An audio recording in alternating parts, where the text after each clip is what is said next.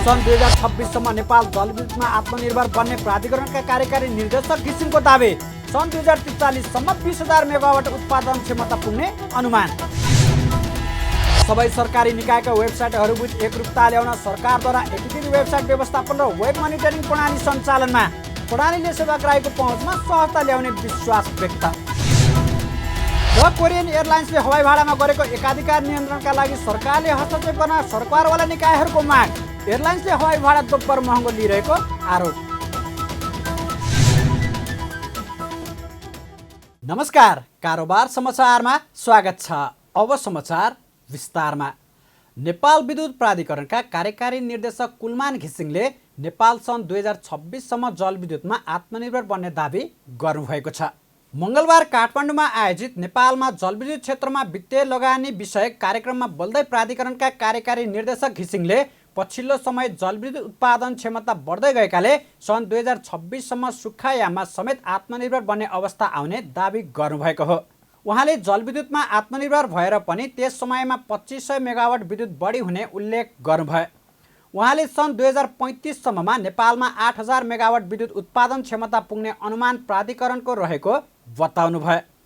उहाँले नेपालको जलविद्युत उत्पादन क्षमता 2544 मेगावाट रहेको भन्दै पछिल्लो समय प्रत्येक वर्ष 800 मेगावाट विद्युत उत्पादन बढ्दै गएको बताउनुभयो। घिसिङले सन् 2042-43 सम्ममा 20,000 मेगावाट विद्युत उत्पादन क्षमता पुग्ने अनुमान रहेको पनि बताउनुभयो। उहाँले 11,000 मेगावाट जलविद्युत उत्पादनको लागि पिपिएको लागि पाइपलाइनमा रहेको बताउँदै करिब 7,000 मेगावाटको पिपिए भइसकेको जिकिर समेत गर्नुभयो। अहिले हामी आजसम्मको हाम्रो करिब 2544 मेगावाट जेनेरेसन क्यापासिटी भइसकेको छ।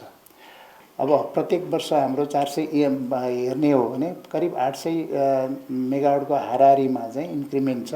नेक्स्ट 5 इयर्समा हाम्रो करिब 7,000 मेगावाट चाहिँ प्राइभेट के अरे टोटल हाइड्रो पावर जेनेरेसन चाहिँ हाम्रो नेपालमा हुन्छ भन्ने हाम्रो प्रोजेक्सन छ। इन्भेस्टमेन्ट भन्दाखेरि लोकल फाइनेन्सिङ, लोकल इन्भेस्टमेन्ट चाहिँ प्राइभेट सेक्टरले पनि लिएकै छ। किनभने यहाँ प्राइभेट सेक्टरको कुरा गर्दाखेरि करिब 10-11,000 मेगावाटको पिपिएको पाइपलाइनमा करिब 7,000 मेगावाटको त पिपिए भइसकेको छ। अब करिब यसमध्येमा करिब 1600-1700 मेगावाट त आइ नै सकेको छ। भनेपछि 5,000 मेगावाटको हाराहारीमा अझै पनि पिपिए भएर फाइनेन्सिङको लागि फाइनेन्सिङ भएर अगाडि बढेका र केही चाहिँ 2-3,000 मेगावाट चाहिँ फाइनेन्सिङको लागि वेट गरेर बसेकाहरू पनि छन्। यसको पनि फाइनेन्सिङ प्राइभेट सेक्टरबाट गर्नुपर्ने चाहिँ छ। प्राधिकरणका कार्यकारी निर्देशक घिसिङले जलविद्युत उत्पादनको लागि $1.2 मिलियन लगानी प्रतिबद्धता भइसकेको जानकारी पनि दिनुभयो। उहाँले एजिएम बैङ्कबाट 700 मिलियन, जाइकाले 140 मिलियन, विश्व बैङ्क र एडिबीले 2 मिलियन लगानी प्रतिबद्धता आएको उल्लेख गर्नुभयो। उहाँले जलविद्युत उत्पादनको लागि नयाँ प्रोजेक्टहरू बनाउनको लागि अहिले प्राप्त भएको लगानी प्रतिबद्धताले मात्रै अपुग हुने बताउनुभयो। यो प्लानिङ गर्दा गर्दै पनि करिब 1.2 बिलियन डलर जतिको चाहिँ हाम्रो जुन इन्भेस्टमेन्ट रिक्वायरमेन्ट लाई फुलफिल गर्ने गरेर कमिटमेन्टहरू भइ नै छ। एक्जिम ब्याङ्कबाट करिब 700 मिलियन जति र जाइकाले अहिले 140 मिलियन काठमाडौँ र पोखराको लागि गरेको छ। त्यस्तै गरेर वर्ल्ड ब्याङ्क र एडिबीले पनि हिसाब गरे पनि 2 बिलियन प्लसमा हाम्रो कमिटमेन्ट आइसकेको छ। र यतिले मात्रै पुग्दैन, धेरै फाइनेन्सिङ चाहिँ कसरी जुटाउने भयो। अब यो हामी गभर्मेन्टको डिपेन्डेन्ट भएर गभर्मेन्टले फाइनेन्सिङ गर्छ, गभर्मेन्टले बजेटरी सपोर्ट दिन्छ, त्यो पोसिबल छैन। यस्तै प्राधिकरणका कार्यकारी निर्देशक घिसिङले सरकारले जलविद्युतमा लगानी र बजेट विनियोजन गर्न सम्भव नभएको भन्दै प्राधिकरण जलविद्युत उत्पादनको लागि लगानी सुनिश्चित कसरी गर्ने भन्ने विषयमा काम गरिरहेको पनि बताउनुभयो। सरकारले सबै सरकारी निकायका वेबसाइटहरूबीच एकरूपता कायम गरी सुरक्षा प्रणालीलाई मजबुत तुल्याउने उद्देश्यले एकीकृत वेबसाइट व्यवस्थापन प्रणाली र वेब मोनिटरिङ प्रणाली सञ्चालनमा ल्याएको छ। सूचना प्रविधि विभागद्वारा विकास गरिएको ती दुवै प्रणालीको सञ्चार तथा सूचना प्रविधि मन्त्री रेखा शर्माले मङ्गलबार मन्त्रालयमा आयोजित एक कार्यक्रमबीच शुभारम्भ गर्नुभयो। यस प्रणालीको प्रयोग गरी विकास गरिएका सञ्चार मन्त्रालय एवं अन्तर्गतका सूचना तथा प्रसारण विभाग, हुलाक सेवा विभाग, सूचना प्रविधि विभाग र मुद्रण विभागका नयाँ वेबसाइट सञ्चालनमा ल्याइएको छ। क्रमशः अन्य मन्त्रालय र मातहतका निकायमा पनि यसलाई विस्तार गर्दै लगिने विभागले जनाएको छ। सो अवसरमा सञ्चार मन्त्री शर्माले सबै सरकारी निकायका आआफ्नै वेबसाइटहरू हुने र सर्वसाधारणले सूचना खोज्न पनि झन्झटिलो हुने भएकाले अब एकै प्रणाली मार्फत सरकारी निकायको सूचनाहरू पाउन सकिने अवस्था आएको बताउनुभयो। उहाँले यसबाट धेरै खर्च कटौती हुने तथा साइबर सुरक्षाको दृष्टिले पनि सुरक्षित हुने दाबी पनि गर्नुभयो। हामीले कुरा उठाउँदै आएका छौँ। हाम्रा वेबसाइटहरू जसरी अघि पनि भन्नुभयो ह्याक हुने स्थितिमा, अरू हुने स्थितिमा जुन सुरक्षाको कुरा पनि हामी बेला बेला गर्दै आएका छौँ।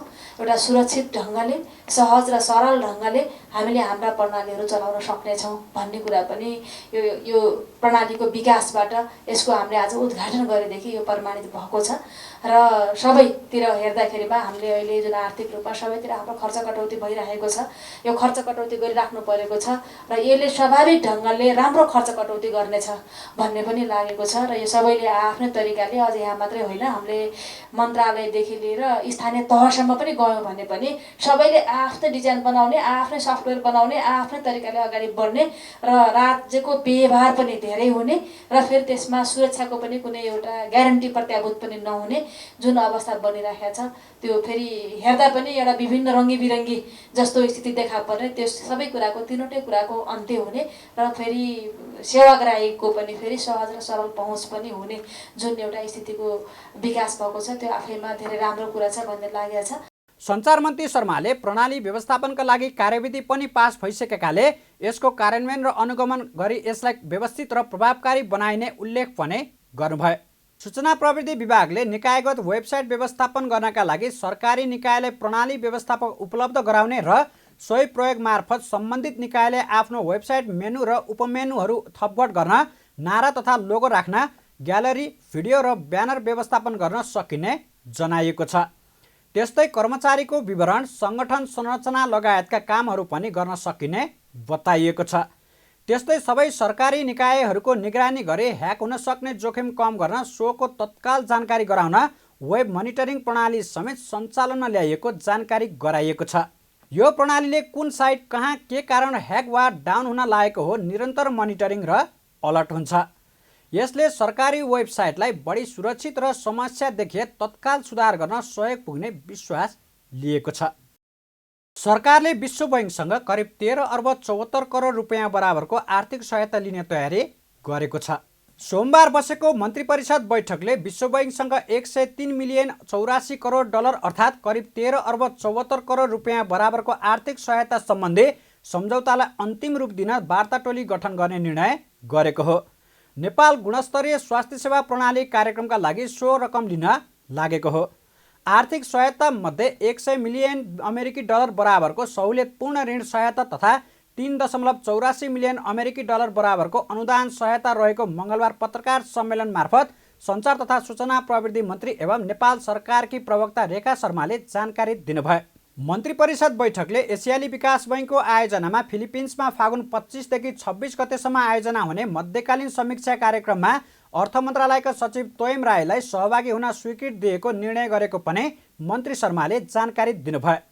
अर्थ मन्त्रालयको प्रस्ताव छ एसियाली विकास बैङ्कको आयोजनामा फिलिपिन्समा 79 फागुन 25 गतेदेखि 26 गतेसम्म आयोजना हुने मध्यकालीन समीक्षा कार्यक्रममा अर्थ मन्त्रालयका सचिवलाई सहभागी हुन स्वीकृति प्रदान गरिएको छ। मन्त्री परिषदको बैठकले कर्णाली करिडोर 400 केबी प्रसारण लाइन आयोजनाको लागि जग्गा प्राप्ति गर्ने क्षतिपूर्ति निर्धारण समिति गठन गर्ने निर्णय पनि गरेको छ।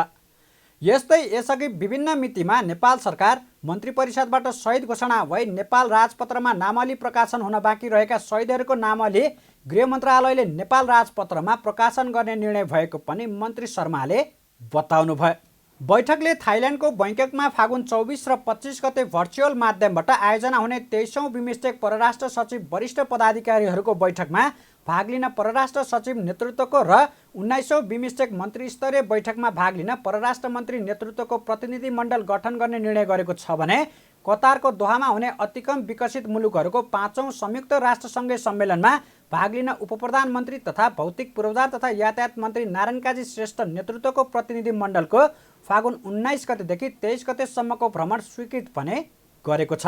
परराष्ट्र मन्त्रालयको प्रस्तावमा थाइल्यान्डको ब्याङ्ककमा 79 फागुन 24 र 25 गते भर्चुअल माध्यमबाट आयोजना हुने 23औं बिमस्टेक परराष्ट्र सचिव वरिष्ठ पदाधिकारीहरूको बैठकमा भाग लिन परराष्ट्र सचिव नेतृत्वको र 19औं बिमस्टेक मन्त्री स्तरीय बैठकमा भाग लिन परराष्ट्र मन्त्री नेतृत्वको प्रतिनिधि मण्डल गठन गर्ने भन्ने एउटा निर्णय भएको छ र परराष्ट्र मन्त्रालयको अर्को प्रस्ताव छ कतारको दोहामा सम्पन्न हुने अति कम विकसित मुलुकहरूको 5औं संयुक्त राष्ट्रसङ्घीय सम्मेलनमा भाग लिन माननीय प्रधान तथा भौतिक पूर्वाधार तथा यातायात मन्त्री श्री नारायण काजी श्रेष्ठको नेतृत्वमा प्रतिनिधि मण्डलको मिति 79 फागुन 19 देखि 23 गतेसम्मको भ्रमण स्वीकृति गर्ने निर्णय पनि गरेको छ। त्यस्तै पर्वतीय प्रशिक्षण विकास समिति गठन 5औं संशोधन आदेश 2079 स्वीकृत गर्ने खानीखोला गाउँ कार्यपालिकाको प्रशासकीय भवन निर्माण गर्न काभ्रेपलाञ्चोक जिल्लाको खानीखोला 5 मा रहेको राष्ट्रिय वन क्षेत्रको छरोपनी जग्गा प्रयोग गर्न स्वीकृति प्रदान नेपाल सरकारका सबै निकायका तथ्याङ्क एवं सूचना प्रविधि प्रणाली सरकारी एकीकृत डाटा केन्द्रमा राखी व्यवस्थापन गर्ने र राष्ट्रिय सूचना प्रविधि केन्द्रले काठमाडौँमा रहेको सरकारी एकीकृत डाटा केन्द्र र हेटौडामा रहेको डिस्चार्ज रिकभरी केन्द्रलाई पूर्ण क्षमतामा सञ्चालन गरी 24 घण्टा नेटवर्किङ र साइबर सुरक्षा सम्बन्धी प्रविधिले निगरानी गर्ने व्यवस्था मिलाउने निर्णय समेत गरेको छ। प्रधानमन्त्री पुष्पकमल दाहालले आगामी आर्थिक वर्षको बजेटमा खेलकुद क्षेत्रमा बजेट बढाउने घोषणा गर्नुभएको छ। मङ्गलबार ललितपुरको च्यासल रङ्गशाला उद्घाटन गर्दै प्रधानमन्त्री दाहालले यस्तो घोषणा गर्नुभएको हो। प्रधानमन्त्री दाहालले खेलकुद क्षेत्रले समाजलाई अनुशासित बनाउने उल्लेख गर्दै मर्यादा र संस्कृति स्थापित गर्नका लागि पनि महत्त्वपूर्ण रहेको बताउनुभयो। उहाँले खेलकुदको राजनीतिक, कूटनीतिक र भाइचारा सम्बन्धको विकास हुने दाबी गर्नुभयो। उहाँले सरकारको तर्फबाट देशका सबै प्रदेशहरूमा सबै पालिकाहरूमा पनि खेल पूर्वाधार निर्माण गर्न नीति, योजना र कार्यक्रम बनाएको पनि बताउनुभयो। अहिले नेपाल सरकारको तर्फबाट देशका सबै प्रदेशहरूमा सबै पालिकाहरूमा पनि खेल पूर्वाधारहरू निर्माण गर्ने सम्बन्धमा हामीले नीति, योजना र कार्यक्रम बनाएका छौँ र आउने दिनमा यो क्षेत्रलाई जति सबल बनाउन सक्यो, जति सक्षम बनाउन सक्यो, जति संस्थागत र विकसित गर्न सक्यो त्यति नै हाम्रो समाजमा अनुशासन, समाजमा मर्यादा र संस्कृति स्थापित हुने कुरा हो र सँगै राष्ट्र पनि एउटा सबल रूपमा अगाडि बढ्ने आधार निर्माण हुने कुरा हो। त्यसकारण यो क्षेत्रमा हाम्रो विगतको बजेटको व्यवस्था निकै कम हुने गरेको छ र यो विषय यहाँ उठ्यो पनि। मैले के भन्न चाहन्छु भने आउने बजेटमा यो क्षेत्रमा पहिलेको भन्दा गुणात्मक रूपले बढी बजेट राख्ने प्रतिबद्धता पनि म तपाईहरुको अगाडि व्यक्त गर्न चाहन्छु। च्यासल रङ्गशाला उद्घाटनसँगै कलाकार र एन्फा पदाधिकारीहरूबीच खेल पनि भएको छ। रङ्गशाला 10,000 दर्शक क्षमताको रहेको छ। च्यासल मैदान नेपाली फुटबल समर्थकले निकै लामो समयदेखि प्रतीक्षा गरिरहेको परियोजना हो। कोरियन एयरलाइन्सले हवाई भाडामा गरेको एकाधिकार नियन्त्रणका लागि सरकारले हस्तक्षेप गर्न सरोकारवाला निकायहरूले माग गरेका छन्। सोमबार पर्यटन मन्त्रालयमा भएको पत्रकारसँगको छलफल कार्यक्रममा बोल्दै नेपाल पर्यटन बोर्डका प्रमुख कार्यकारी अधिकृत धनञ्जय रेग्मी, नागरिक उड्डयन प्राधिकरणका महानिर्देशक प्रदीप अधिकारी र नेपाल वायु सेवा निगमका अध्यक्ष युवराज अधिकारीले यस्तो माग गरेका हुन्। उनीहरूले नेपालबाट दक्षिण कोरिया जानको लागि अन्य एयरलाइन्सको भन्दा 36% हवाई भाडा महँगो लिएको भन्दै सरकारले हस्तक्षेप गर्न आवश्यक रहेको बताए। उनीहरूले कोरियन एयरलाइन्सले मनोमानी रूपमा लिने गरेको हवाई भाडा घटाउन सरकारले हस्तक्षेप बिना सम्भव नभएको उल्लेख पनि गरेका छन्। कार्यक्रममा बोल्दै पर्यटन बोर्डका प्रमुख कार्यकारी अधिकृत धनञ्जय रेग्मीले दक्षिण कोरिया जाने कामदार वा भिजिट भिसामा जाने सबैले न्यायोचित भाडादार हुनुपर्ने बताउनुभयो। उहाँले भारतको भन्दा नेपालमा हवाई इन्धन 36% महँगो भए तापनि भाडा पनि 12%सम्म महँगो हुनुपर्नेमा 36% नै बढी लिनु गलत भएको बताउनुभयो।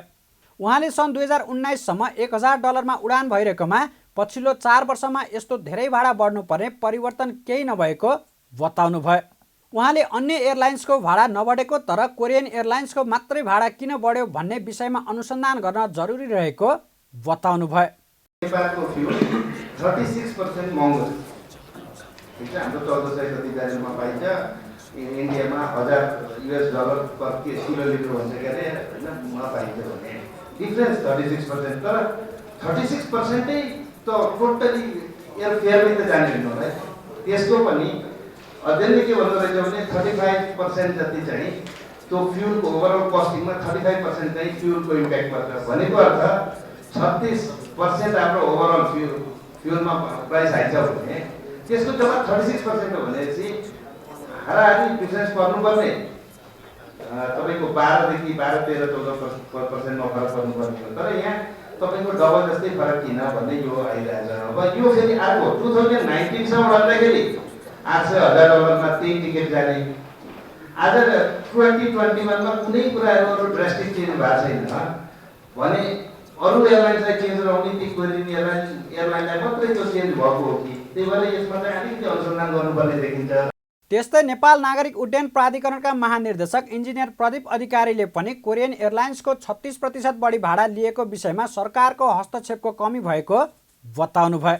अधिकारीले कोरियन एयरलाइन्सको भाडा दरको मोनोपोली नियन्त्रण गर्नका लागि राष्ट्रिय ध्वजावाहक नेपाल एयरलाइन्स र हिमालयन एयरलाइन्स सक्रिय हुनुपर्ने बताउनुभयो। उहाँले राष्ट्रिय ध्वजावाहक नेपाल एयरलाइन्स र हिमालयन एयरलाइन्स सक्रिय भए मात्रै भाडा घट्ने दाबी गर्नुभयो। वास्तवमा भन्यो भने चाहिँ यो मोनोपोली हो, या कोरियनहरूको मोनोपोली हो। यो मोनोपोलीलाई कसरी ब्रेक गर्ने भने चाहिँ हामीले स्टेट इन्टरभेन्सन गर्नु पऱ्यो।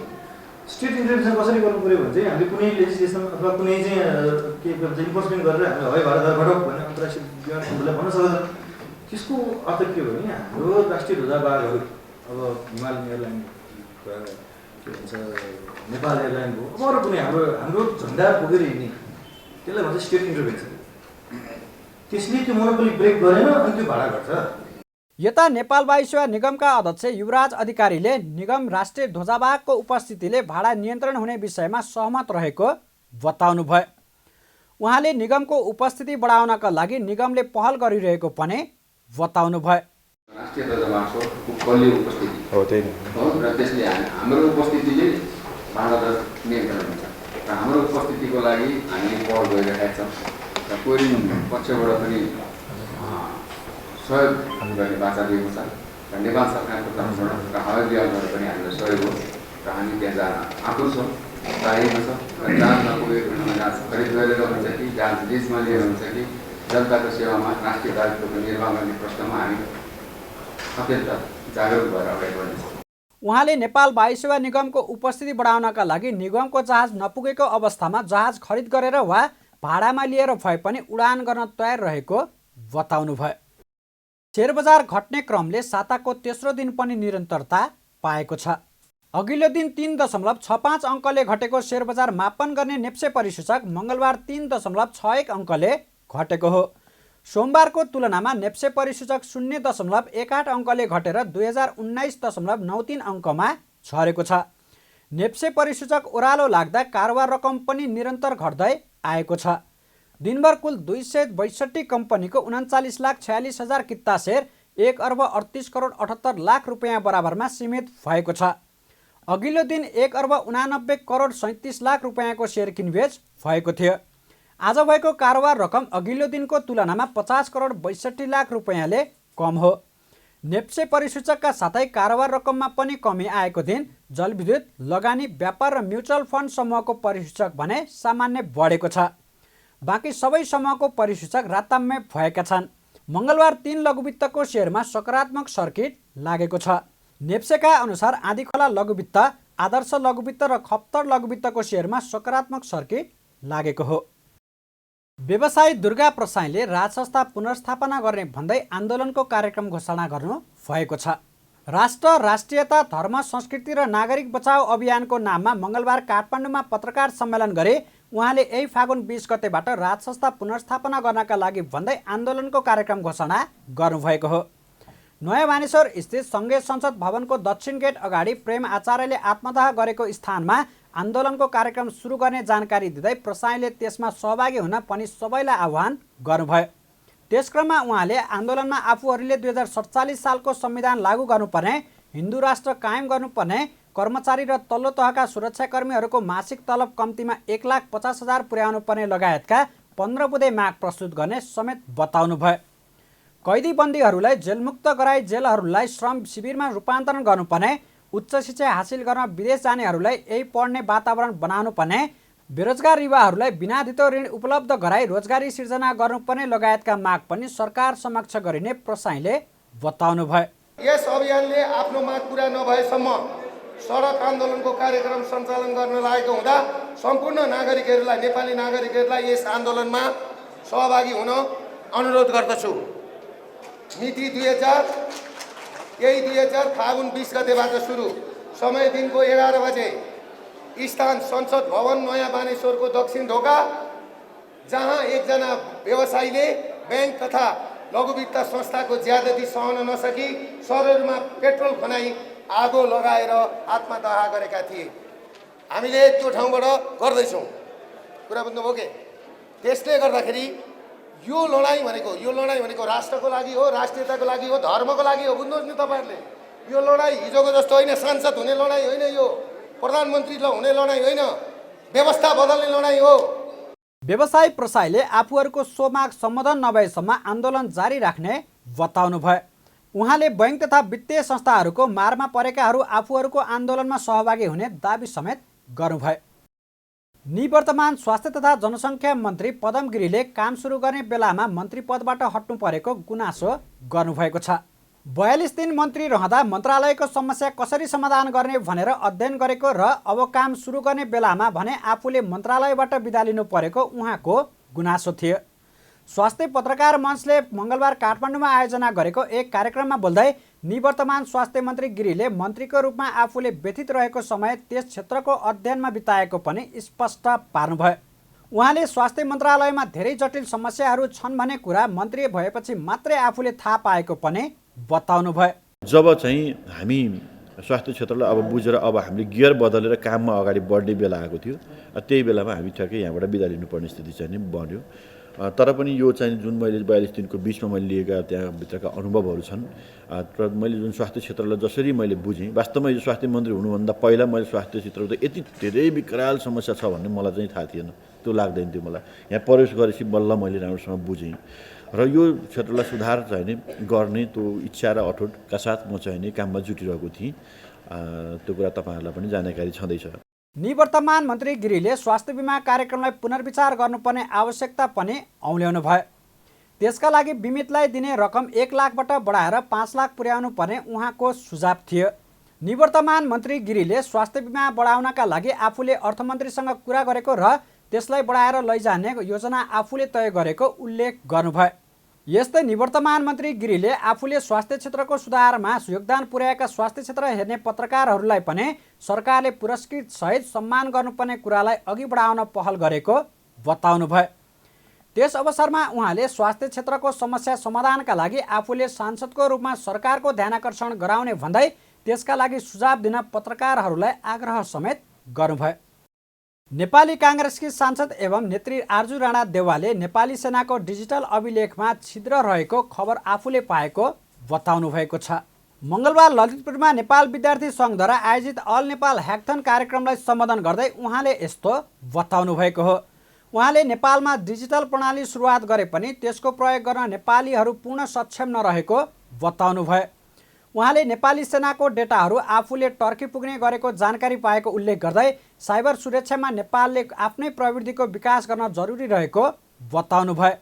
उहाँले नेपालले साइबर सुरक्षाका लागि आफ्नै प्रविधि विकास गर्न नसकुन्जेल नेपालको सुरक्षा लगायतका सबै खाले तथ्याङ्कहरू चोरी हुने खतरा रहेको उल्लेख गर्नुभयो। हालै मात्र पनि सरकारी वेबसाइट ह्याक भएको उल्लेख गर्दै सरकारले गरेको काममा आइटी क्षेत्रका विद्यार्थीहरूले थप अध्ययन गर्न आवश्यक रहेको बताउनु भयो। हाम्रो जस्तो देशमा चाहिँ के हुँदो रहेछ भने सिन्स वी डोन्ट ह्याभ, अब हामीले सुरु त गऱ्यौँ तर हाम्रो governance on cyber space is also lakhs.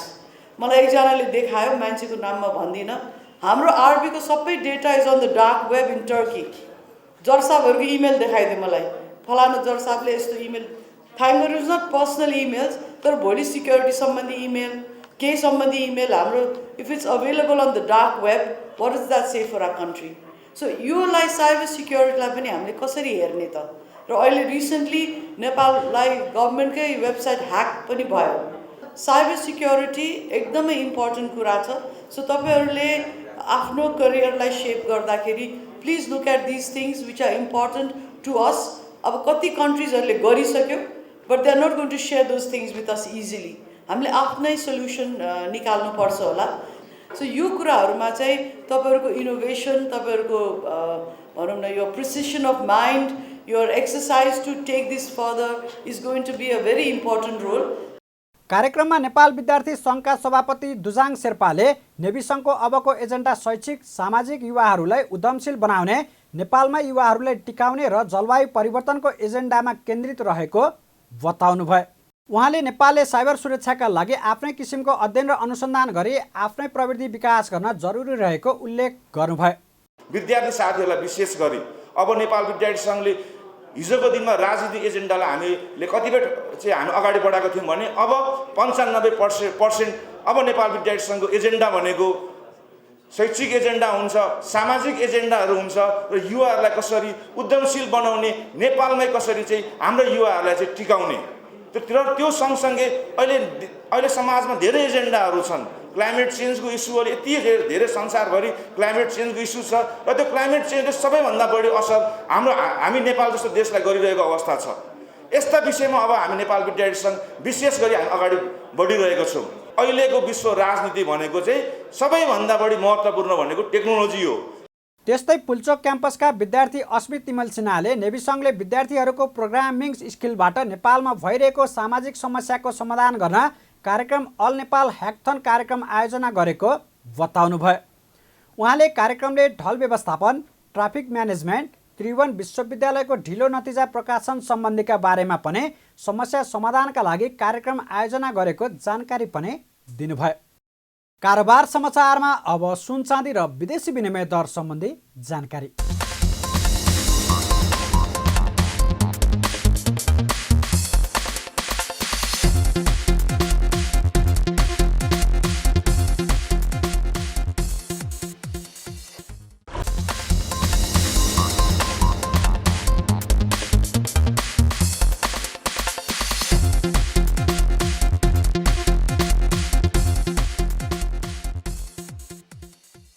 बिदा हुनुअघि अहिलेसम्मका प्रमुख समाचार फेरि एकपटक।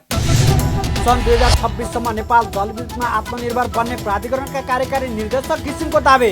सन् 2043सम्म 20,000 मेगावाट उत्पादन क्षमता पुग्ने अनुमान। सबै सरकारी निकायका वेबसाइटहरूबीच एकरूपता ल्याउन सरकारद्वारा एकीकृत वेबसाइट व्यवस्थापन र वेब मोनिटरिङ प्रणाली सञ्चालनमा। प्रणालीले सेवाग्राहीको पहुँचमा सहजता ल्याउने विश्वास व्यक्त। र कोरियन एयरलाइन्सले हवाई भाडामा गरेको एकाधिकार नियन्त्रणका लागि सरकारले हस्तक्षेप गर्न सरकारवाला निकायहरूको माग। एयरलाइन्सले हवाई भाडा दोब्बर महँगो लिइरहेको आरोप। कारोबार समाचार सकियो। हामीलाई बिदा दिनुहोस्। नमस्कार।